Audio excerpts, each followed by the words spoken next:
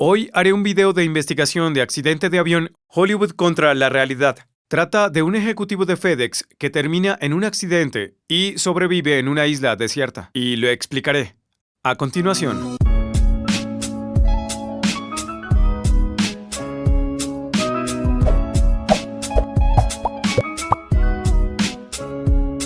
Hola 74 Crew, bienvenidos. Si no me conoces, mi nombre es Kelsey, piloto de aviones 747. Mi canal 74 Gear es todo sobre aviación. Si tú eres piloto o entusiasta de la aviación, considera suscribirte. Cuando leo los comentarios de Sully y Flight, las últimas reseñas de películas que hice parece que querían aspectos más técnicos de la aviación.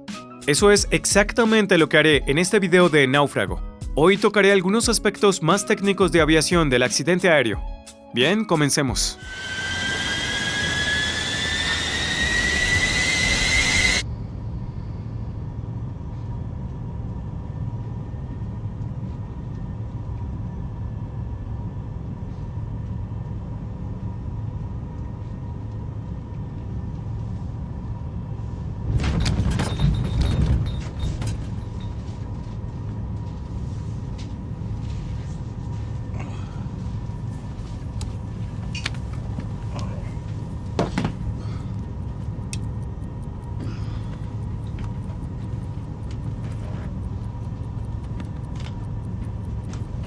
Hey, Al. Where are we? Somewhere over the Pacific Ocean. You pilots, you're funny. Tahiti Control, FedEx 88, position Jenna at 1526. Hey, is all this turbulence from Santa and those 8 tiny reindeer? Camera at 1620. Eric is next. Fuel 905.5. Blaine, if you get through, tell them we're deviating south for weather. Make another position plot on your deviation left. Deviate left. Tahiti Control, FedEx 88, position Jenna at 1526. Flight level I got us 350. plotted. Expecting We're 200 camera miles at south of the original course. 1620. Continue Eric is plotting and next. check contingency procedures. Tahiti Control, FedEx 88, broadcasting in the blind. How do you read? I've never been out of comm this long. Try to higher HF frequency. Tahiti Control, FedEx 88, broadcasting in Better the buckle blind. up, Chuck. How It's do gonna you get read? bumpy. Tahiti Control, FedEx 88, do you read?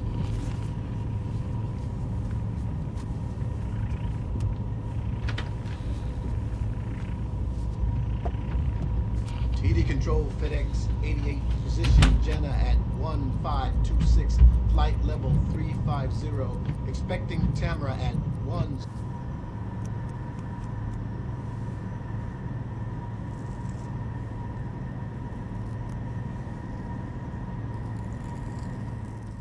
Lo primero que quiero mencionar es que te das cuenta de que en el cruise Tom se quitó los zapatos, lo cual está bien, en cruise no es gran cosa. Pero un aspecto de seguridad que he visto a muchos pasajeros hacer recientemente es que se quitan los zapatos y los calcetines antes de que el avión retroceda. Ahora, si el motor explota o hay una situación donde estás en la calle de rodaje y aún estás en tierra y necesitas evacuar inmediatamente el avión, y no tienes zapatos ni calcetines y estás corriendo, pueden haber vidrios o pedazos del motor o quién sabe qué. Mi consejo para ti es que no te quites los zapatos hasta que te subas y entres en el cruise. Y si quieres quitarte los zapatos y los calcetines, puedes hacerlo. Es un poco asqueroso, pero esa es tu elección. Ahora, en la película viste esa sección donde Tom se despierta y esa red se cae. Eso es de la zona de literas. La cabina de algunos aviones tienen una red allí, para que no te golpeen en la turbulencia. No tenemos eso en el 7-4, tal vez porque no creen que nos vayamos a caer, nuestras camas son más bajas. Creo que sus camas están apiladas. Así que si estás en la litera superior, no querrán que te caigas. Así que esa red que se cae se usa para mantener a los pilotos en la cama para que no se caigan si hay turbulencia. Cuando cruzas un océano, algunas aerolíneas exigen que los pilotos hagan trazados en papel. Y usualmente cuando recibes el plan de vuelo del despachador, habrá una ruta en la que vas a volar sobre el océano. A partir de ahí, dibujarás en un gráfico exactamente cada punto que estarás cruzando y hay ciertos puntos de paso o control que vas a cruzar. El gráfico que obtendrás se verá así.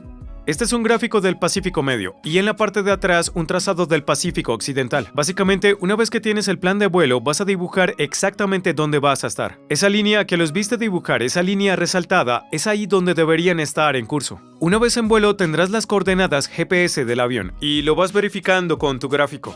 Verificas que estás en tu plan de vuelo y el avión está donde se supone que debe estar y tú estás donde crees que estás. Y verificas mientras cruzas el océano esos puntos a medida que avanzas. Algo a tener en cuenta es, por lo general, no terminarás a 200 millas náuticas de su rumbo. Para que te hagas una idea, sería como la distancia de Nueva York a Washington, D.C. Podrías desviarte 10 o 15 millas, por supuesto, pero no te vas a desviar 200 millas del curso para sortear una tormenta. Incluso antes de que te vayas, los despachadores te darán una hoja con toda la información del clima. Y eso se verá así. Te mostrará tu ruta de vuelo, que es la línea roja donde estarás volando. Y te mostrará cualquier clima, dónde están los vientos y cosas diferentes. Obtendrás ese paquete incluso antes de llegar al avión. Este es un ejemplo de un vuelo que estaba haciendo desde Japón a los Estados Unidos. Y ves que no hay inclemencias del tiempo en esa ruta de vuelo. Si ibas a tener una tormenta que iba a ser tan grande para tener que desviarte 200 millas, eso no es muy probable. Eso no es algo que vaya a ocurrir en este momento con la tecnología que hay para el clima. No habrá un despachador que te envíe allí. Y si estás mirando el clima antes de irte, algo que debes hacer, no dirás, sí, volaré esa tormenta eléctrica, no es gran cosa. Así no es como lo vas a hacer. Así que el piloto de relevo, el que saltó de la litera, dice, ¿probaste una frecuencia más alta? Try to higher HF frequency?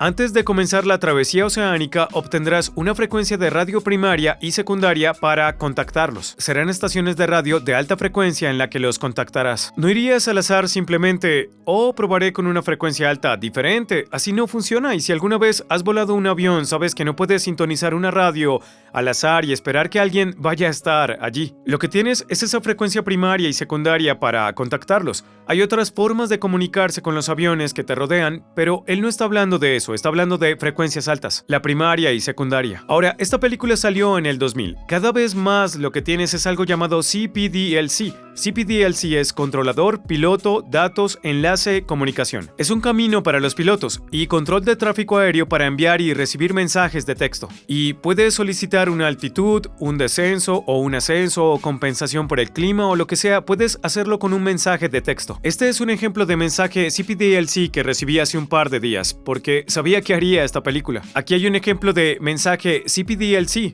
El control de tráfico aéreo nos escribe y les estamos respondiendo entendido. Esa es una forma de comunicarnos de ida y vuelta, para no hablar en esta alta radiofrecuencia que se puede escuchar y no son tan confiables cuando estás en medio del océano Pacífico. Si hay mal tiempo por la razón que sea, no siempre se puede oír bien o a veces nada, dependiendo de dónde te encuentres. El CPDLC es una forma de eludir eso y es mucho más fácil que puedas enviar un mensaje y recibir un mensaje vía satélite.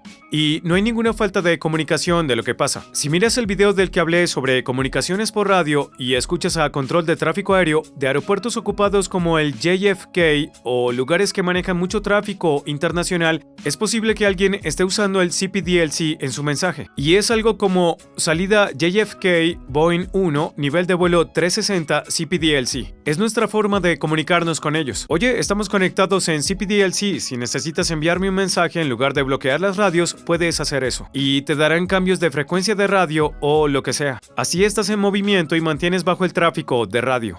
Eso es CPDLC y de eso está hablando con la frecuencia más alta. Y espero que sea claro. Bien, volvamos a esta película.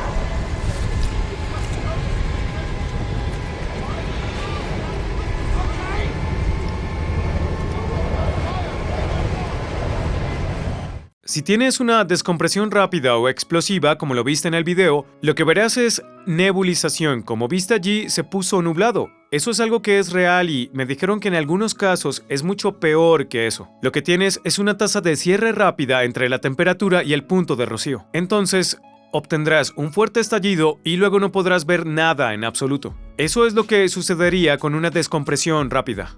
Además, va a hacer mucho frío. Obviamente, hay una explosión donde el agujero se abre en alguna parte. Y en el exterior, por lo general, si estás en modo crucero, habrán menos 40 o menos 50 grados Celsius. Hará mucho frío. Otra cosa a tener en cuenta es durante un nivel de vuelo 350, por lo que es 35.000 pies en el aire, a esa altitud tendrás 20 segundos de conciencia útil. Si te encuentras en una situación de descompresión explosiva en la vida real, lo primero y lo más importante que puedes hacer es ponerte la máscara de oxígeno.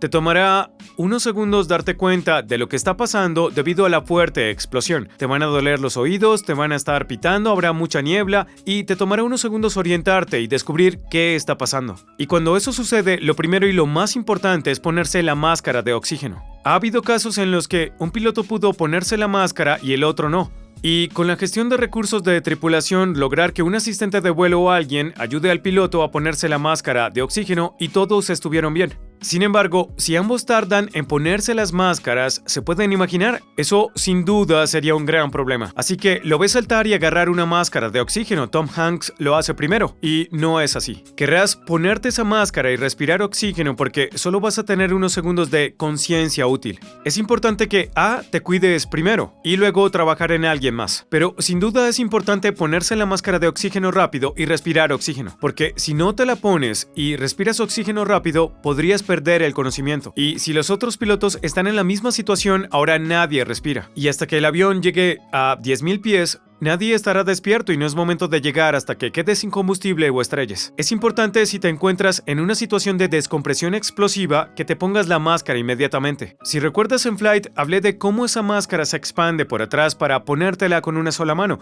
Pondré un clip aquí, muestra expandiendo esos tubos en la parte de atrás para que puedas agarrarlo y ponértela con una mano. Esos tubos se expandirán para que pueda ir detrás de tu cabeza. Cuando sueltas esa máscara, cuando sueltas esos clips, ahora succiona tu cara. Hay algunos como los que están viendo allí, que es la cara completa, y tenemos otros como el que ves que usa Tom Hanks, que es solo el lado del oxígeno, pero ambos funcionan igual. Lo sueltas, succiona tu cara y ahora respiras oxígeno. Mantiene un sello hermético en tu cara. Muy bien, volvamos a Náufrago.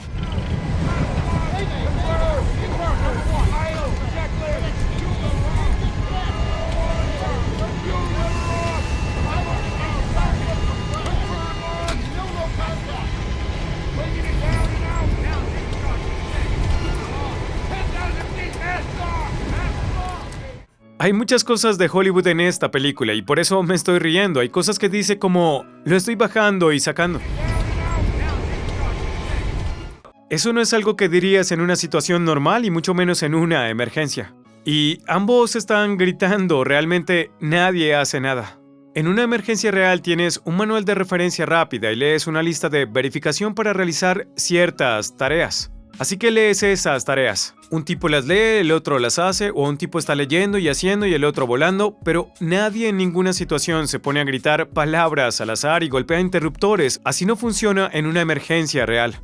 Cuando estás a 10.000 o 14.000 pies, dependiendo de cuáles sean las políticas de tu empresa y dónde estás volando, si estás sobre el océano, 10.000 pies está bien. Cuando estés a esa altitud podrás quitarte la máscara. Sin embargo, estaban a 35.000 pies y descendieron a 10.000 pies en un minuto. Pero realmente no vas a descender 25.000 pies en un minuto por dos razones. Uno, los aviones no bajan tan rápido a menos que les falte algo como las alas. Y dos, no vas a querer acelerar en una bajada con una descompresión rápida o explosiva. Y aquí el porqué. Si tienes una descompresión rápida o explosiva y no sabes cuál es el estado o cómo se ve la estructura del avión, y ahora estás acelerando tu avión, es posible que tengas piezas de la estructura que se están aferrando pero podrían estar en el viento. Y si aceleras, puedes terminar destrozando más la estructura y ahora todo el avión estará perdido. Si tienes una descompresión rápida o explosiva, 1. Vas a querer bajar lo más rápido que puedas los estados de tu aeronave. No vas a querer acelerar porque eso puede dañar aún más tu avión. Lo que harás es entrar en un modo de descenso de velocidad, así mantienes esa velocidad. Y usarás frenos de velocidad, que es eso que suben las alas para reducir la velocidad. Pondrás los aceleradores al ralentí y descenderás lo más rápido que puedas, pero manteniendo esa velocidad. De esa forma, lo que sea que esté ahí afuera sobreviviendo ahora, sobrevivirá a esa velocidad a medida que desciendes. Si sabes cuál es esta situación actual y que la estructura del avión está bien, es posible que desees acelerar y bajar a la máxima velocidad a la que puede ir el avión. Pero si no estás seguro, no querrás acelerar como lo estás haciendo y tuvieron una descompresión explosiva, nadie sabe exactamente lo que pasa. No vas a acelerar y a bajar en un minuto, no vas a llegar a 25.000 pies en un minuto, eso no va a suceder. Bien, volvamos a la película.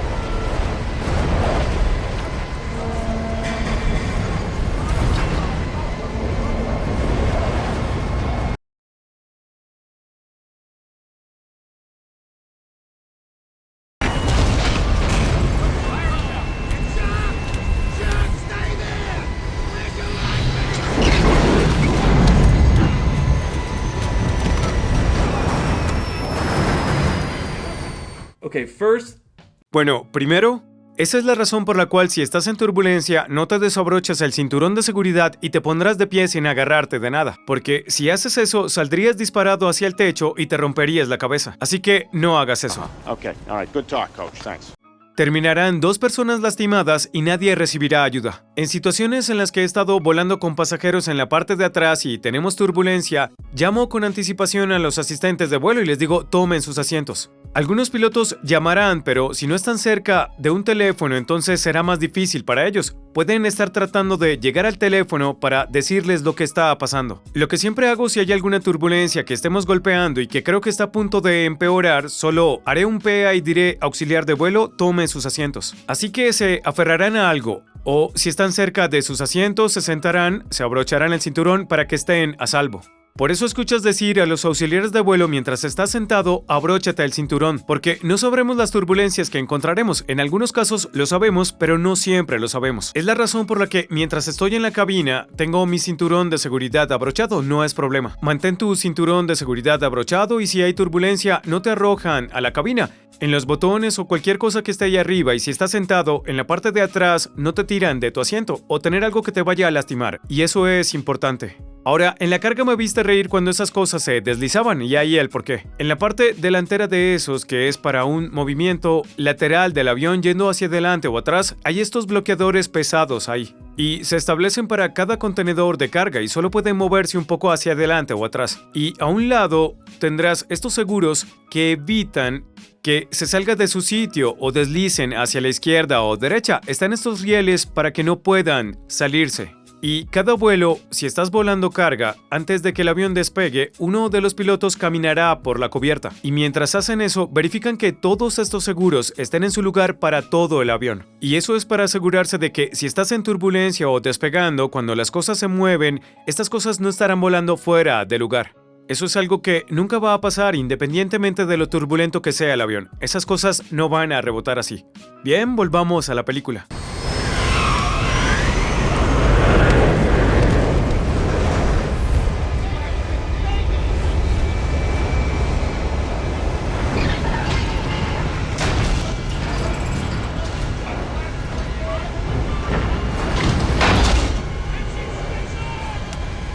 Bien, voy a hacer una pausa. Sé que cuando salió el video de Sully, a todos les encantó hablar sobre el interruptor. Y él dice, encienda el interruptor. El interruptor es algo que va a cerrar muchas válvulas. En este escenario, el avión tiene un gran agujero. Te vas a estrellar en el océano. Hay 5 personas a bordo. Todos se van a bajar en los primeros 20 o 30 segundos y el avión se perderá pase lo que pase. Entonces, el interruptor en esta situación no te ayudará. Pero eso es lo que dice, activa el interruptor. En alguna lista de verificación de aviones tendrás un interruptor que está cerca de las válvulas, hará que el avión flote un poco más. Están en una tormenta con un agujero en el avión, así que ese avión se va a hundir de todos modos. Así que esos muchachos saldrán bien y con suerte entrarán en la balsa de shock. Eso es lo que hace ese interruptor y me detuve porque sé que en ese video de Soli a muchos les gustó hablar sobre el interruptor. Terminemos con el video.